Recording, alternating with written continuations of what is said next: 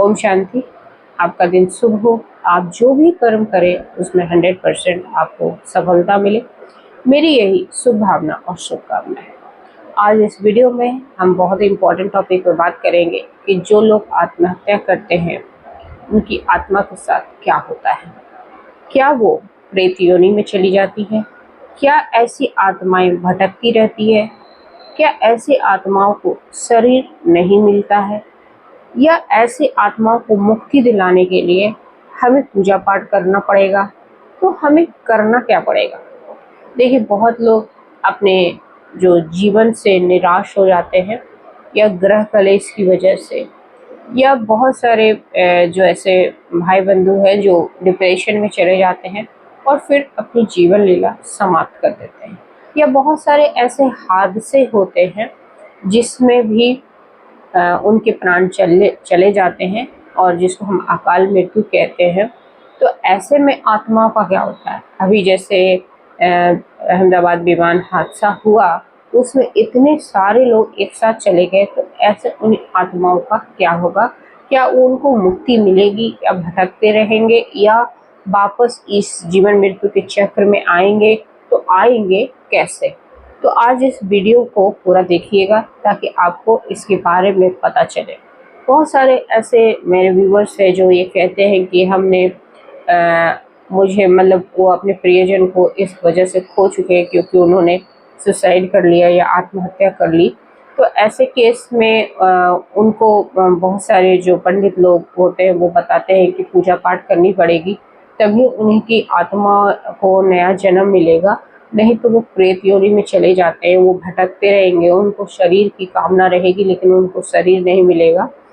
तो आज इस वीडियो में मैं आपको यही बताना चाहूँगी कि देखिए, कोई भी इंसान जब शरीर को छोड़ता है, शरीर की हत्या करता है, एक्चुअल में आत्मा न तो मरती है और ना ही जन्म लेती है। आत्मा अजर अमर अविनाशी है और हमेशा वो एक जर्नी पे है, इस जीवन मृत्यु के चक्र में आती है। और इस जीवन मृत्यु के चक्र में जब वो आती है तो अपना पार्ट प्ले करती है। लेकिन कुछ आत्माएं अपने शरीर को पहले छोड़ देती हैं। वो मेंटली पर्टर्ब होती हैं, मन उनकी व्यवस्था होती है। जब वो ऐसे कुछ कार्य करने वाले होते हैं तो उनके मन के अंदर एक द्वंद्व चलता है। ऐसे लोग इतनी जल्दी अपने शरीर का हनन नहीं करते हैं, उससे पहले वो काफ़ी बार इसको सोचते हैं। या कुछ लोगों को ऐसी बीमारियां होती हैं जिसमें वो अपने शरीर का बार बार नुकसान पहुंचाते हैं और उसके बाद वो अपने शरीर को एक बार ख़त्म कर लेते हैं। तो ये जैसे भी है, जिससे भी कर्त से जब आत्माएं शरीर को छोड़ती हैं तो वो जब देखती हैं, जब उनका रिव्यू चलता है, देखिए आत्मा का अपनी बुद्धि नहीं होती है लेकिन महसूसता पूरी होती है। जब वो आत्मा शरीर को छोड़ती है तब वो देखती है कि जो उसके परिवार वाले हैं वो बिलख रहे हैं, परेशान है, उसके लिए उससे इतना प्रेम करते हैं थे। जब वो सबकी भावनाओं को नज़दीक से महसूस करती है तो वापस शरीर में जाना चाहती है, क्योंकि शरीर का दाह संस्कार हो जाता है। तो ऐसी आत्माएं घर के आसपास होती हैं, वो बार बार सबको रीचेक करती हैं, बार बार सबको देखती हैं। तो ऐसे केस में आत्माओं का क्या होता है? प्रेतोनी में जाती है? नहीं, वो प्रेतोनी में नहीं जाती है। कुछ दिनों के लिए जब आत्मा को शरीर नहीं मिलता है तो वो एंस्ट्रल प्लेन, जिसको हम सूक्ष्म वतन कहते हैं, उसमें जाती है। ठीक है, वहाँ रहती है, वहाँ उनका रिव्यू चलता है। वो उनको पता चलता है कि उनको कौन सा शरीर धारण करना, कौन सा शरीर धारण नहीं करना है, किसके साथ उनका हिसाब किताब रह गया है, किसके साथ उसका हिसाब किताब अभी बाकी है, वो सब होता है। लेकिन कुछ लोग इस चीज़ का फ़ायदा उठाते हैं और बहुत सारे लोगों को मतलब बहकाते हैं कि आप ये पूजा पाठ करो, एक ये तंत्र विद्या करो तो वो आत्माएं को शांति मिलेगी। देखिए, जो भी आत्मा जाती है वो पर्टिकुलर टाइम के बाद अपने कर्मों के हिसाब से उसका फिर से जन्म निश्चित हो जाता है, क्योंकि कोई भी आत्मा मुक्ति नहीं पाती है, वो मोक्ष को प्राप्त नहीं कर पाएगी, क्योंकि उसके कर्म हैं वो 100% अच्छे नहीं है होते हैं। हर इंसान कुछ ना कुछ पाप कर्म करता है, मतलब कुछ अशुभ कर्म करता है, कुछ शुभ कर्म करता है, मतलब अच्छे कर्म करता है। अब पूरी तरीके से जो इंसान अच्छे कर्म करेगा उन्हीं को मुक्ति मिलेगी, और उसके लिए आपको बहुत ज़्यादा ईश्वर का ध्यान नाम जाप करना पड़ेगा।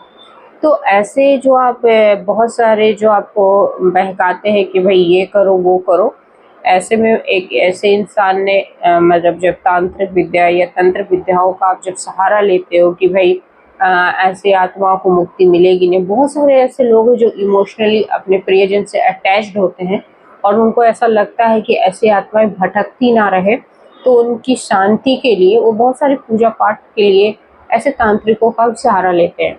तो मेरा उनसे यही निवेदन है कि इनका सहारा ना लें, क्योंकि वो हमेशा आपको ऐसा बताएंगे कि आपकी जो बच्चा है या जो भी इंसान आपके जीवन का प्रियजन है वो भटकेगा, उसको शांति नहीं मिलेगी, ऐसे आत्माएं भटकती रहेंगी।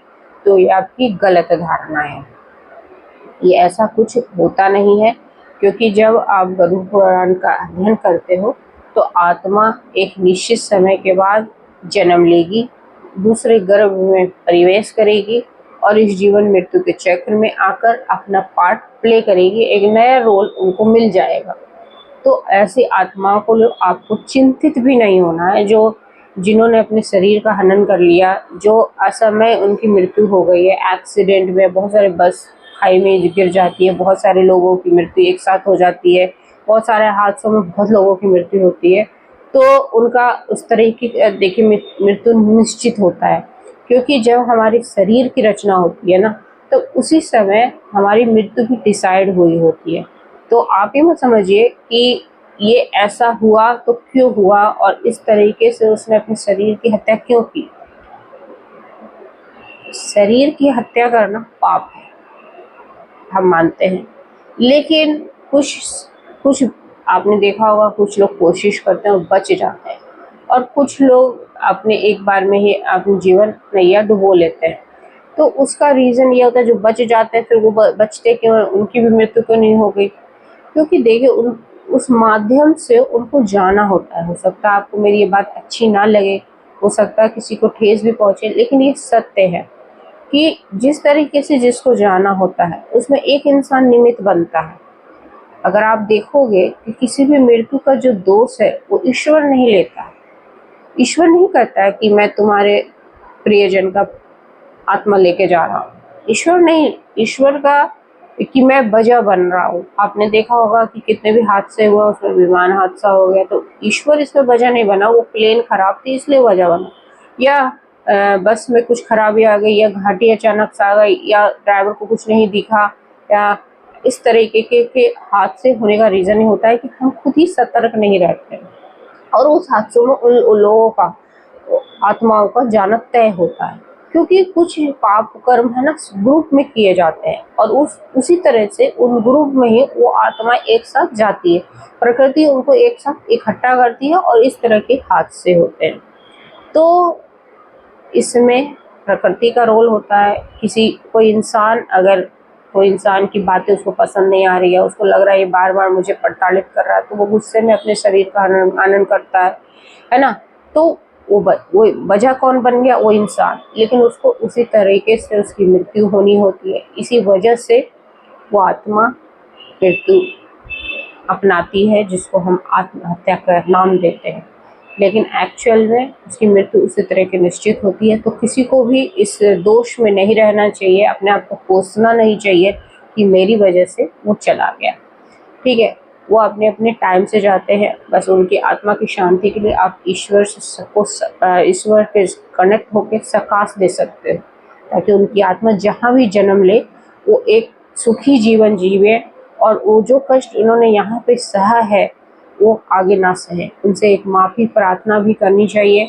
जो ऐसे घर में घटनाएं होती है उन आत्माओं से हमेशा माफ़ी प्रार्थना करनी चाहिए, ताकि वो जीवन में आगे जो भी उनका शरीर मिले वो खुश रहे।